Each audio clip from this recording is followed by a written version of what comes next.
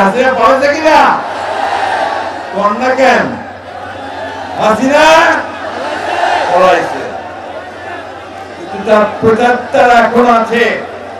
আমরা বাংলাদেশের 18 কোটি মানুষ এই আওয়ামী লীগকে দেখতে চাই না, কারণ এই আওয়ামী লীগ বাংলাদেশ স্বাধীন হওয়ার পর থেকেই তারা এই বাংলাদেশের মানুষের উপর নির্যাতন করে এসেছে। হাসিনা মুক্ত এই বাংলাদেশে এই সংগ্রামী মাটি চট্টগ্রাম, যে মাটি জন্ম দিয়েছে লাখো লাখো সৈনিকের, সেই চট্টগ্রামে আজকে মুক্ত পরিবেশে আমার তরুণ ভাইদের সামনে দাঁড়িয়ে কথা বলবার দুটো সুযোগ পাওয়া যায়। প্রিয় তরুণ ভাইয়েরা, আমি আমার বক্তব্যের শুরুতেই সম্মান জানাতে চাই, স্মরণ করতে চাই আমাদের সেই মহান নেতা, মহান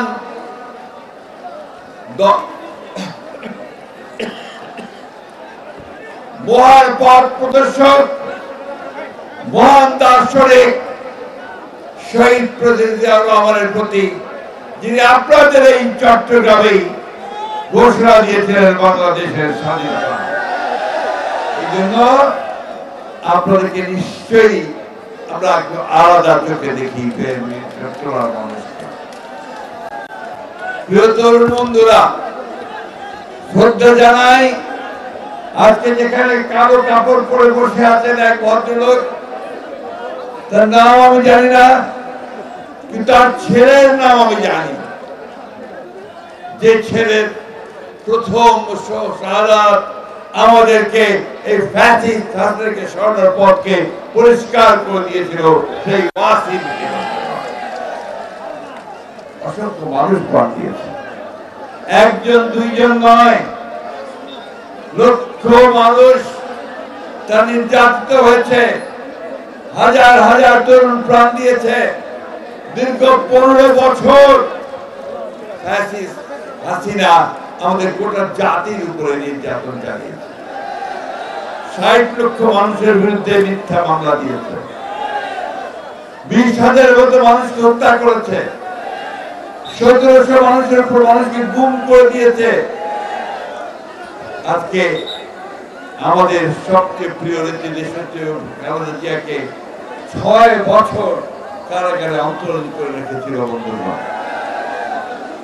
আমাদের তরুণ নেতা, যার দিকে আজকে সারা বাংলাদেশ তাকিয়ে আছে, সেই নেতা তারেক রহমান সাহেবকে এখনো দেশে ফিরতে পারেননি। বন্ধুগণ, এই অবস্থার অবসান হয়েছে শুধুমাত্র আমাদের তরুণ ভাইদের জন্য। বন্ধুগণ, এই জন্যই আজকের এই সমাবেশ আমি ধন্যবাদ, কৃতজ্ঞতা জানাতে চাই আমাদের নেতা জনাব তারেক রহমানকে, যে তারই পরিকল্পনায় আজকে আমাদের তরুণ নেতারা এই স্বেচ্ছাসেবক দল, যুব দল, ছাত্র দল, তাদের সমবেত প্রচেষ্টায় আজকে একটা অভাবনীয় একটা সমাবেশ এখানে সংগঠিত হয়েছে। বন্ধুগণ, ধন্যবাদ আপনাদেরকে। আমরা একটা কঠিন সময় অতিক্রম করছি, আমরা একটা, আমি বলি যে কিছুটা অস্বাভাবিক সময় অতিক্রম করছি, কারণ হাসিনা পালিয়েছে, তাই না? কি হাসিনা পালাইছে কিনা কন্যা কেন হাসিনা পলাইছে, কিন্তু তার প্রজাতটা এখন আছে, তারা এখনো ষড়যন্ত্র করছে বাংলাদেশে আবার তাদের রাজত্ব প্রতিষ্ঠা করার। পারবে নাকি বন্ধুগণ? আমাদের তরুণদের সামনে তারা টিকে থাকতে পারবে? তাদের ষড়যন্ত্র চক্রান্ত কি সফল হবে? হবে না। বন্ধুগণ, দুর্ভাগ্য আমাদের যে আমরা যাদেরকে দায়িত্ব দিয়েছি আমাদের এই দেশকে একটি গণতান্ত্রিক ব্যবস্থা ফিরিয়ে নিয়ে যেতে, তারা সঠিকভাবে করতে পারছেন না। ফলে মাঝে মাঝেই বিভিন্ন রকম সমস্যা সৃষ্টি হচ্ছে, সেই সমস্যাগুলো তাদেরকে আরো শক্তিশালী করার সৃষ্টি করে দিচ্ছে।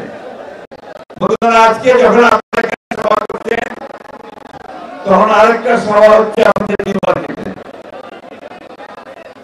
ঢাকায় হচ্ছে। দাবিটা কি? দাবি হচ্ছে যে আওয়ামী লীগকে নিষিদ্ধ করতে হবে, তাই না? আমরা এই মাঠে যারা আছি তারা সবাই শুধু নয় বন্ধুগণ, আমরা বাংলাদেশের 18 কোটি মানুষ এই আওয়ামী লীগকে দেখতে চাই না। কারণ এই আওয়ামী লীগ বাংলাদেশ স্বাধীন হওয়ার পর থেকেই তারা এই বাংলাদেশের মানুষের উপর নির্যাতন করে এসেছে, গণতন্ত্রকে ধ্বংস করেছে, একদলীয় শাসন ব্যবস্থা বাকশাল প্রতিষ্ঠা করেছে। ওই আমাদের ভাইরা ছবি তুলছেন, টেলিভিশন দেখাচ্ছেন, তাই না? সব বন্ধ করে দিয়েছিল, শুধুমাত্র 4টা পত্রিকা খোলা রেখেছিল, সাংবাদিকদের স্বাধীনতা সেদিন ছিল না। অর্থনীতিকে বন্ধ করে দিয়েছিল, খুশি ভাই ভালো জানেন, এটা বলেন ভালো করে। সেই অর্থনীতিকে সেই জিয়াউর রহমান সাহেব এসে খুলে দিয়েছিলেন। সংস্কারের কথা বলেন, আর প্রথম সংস্কার তো করেছেন জিয়াউর রহমান, একদলীয় শাসন ব্যবস্থা থেকে বহুদলীয় গণতন্ত্র নিয়ে এসেছেন। সংবাদপত্রের স্বাধীনতা দিয়ে দিয়েছেন, বিচার বিভাগের স্বাধীনতা দিয়ে দিয়েছেন, অর্থনীতিকে মুক্ত করে দিয়েছেন।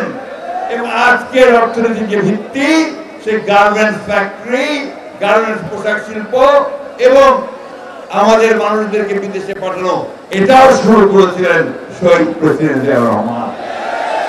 আর আমাদের নেত্রী দেশের বেগম খালেদা জিয়া, তিনি 9টা বছর শহীদ প্রেসিডেন্ট জিয়াউর রহমানের শাহাদাতের পরে গণতন্ত্রের জন্য পথে পথে মাঠে ঘাটে ঘুরে ঘুরে বেরিয়ে গণতন্ত্রকে ফিরে নিয়ে এসেছিলেন এরশাদকে পরাজিত করে।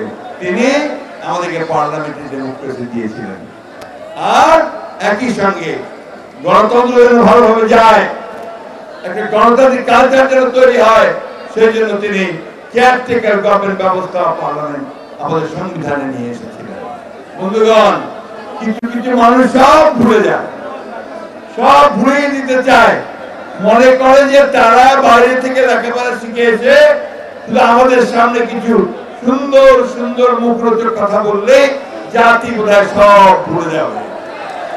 তাদেরকে বলবো, দয়া করে আজকের এই সমাবেশটা দেখে যান। এটা দেখেও যদি আপনাদের সম্মিত ফিরে আসে, তাহলে জাতি উপকৃত হবে। বন্ধুগণ, সোজা হিসাব করতে যেটা বলেছেন, বাংলাদেশের মানুষ গণতন্ত্র চায়, বাংলাদেশের মানুষ তার অধিকারকে প্রয়োগ করতে চায়। আমাদের তরুণ ছেলেরা তারা চাকরি চায়, ব্যবসা চায়, কর্মসংস্থান চায়, তাই না? আমাদের মায়েরা তারা ছেলেদেরকে লেখাপড়া শেখাতে চায়, আমাদের স্বাস্থ্য ব্যবস্থা ফিরিয়ে আনতে চায়, বিশ্ববিদ্যালয় কলেজ ইউনিভার্সিটিগুলোকে চমৎকার বিদ্যাপীঠে পরিণত করতে চায়, আর দেশে একটা সত্যিকার অর্থে শান্তিময় একটা রাজ্য প্রতিষ্ঠা করতে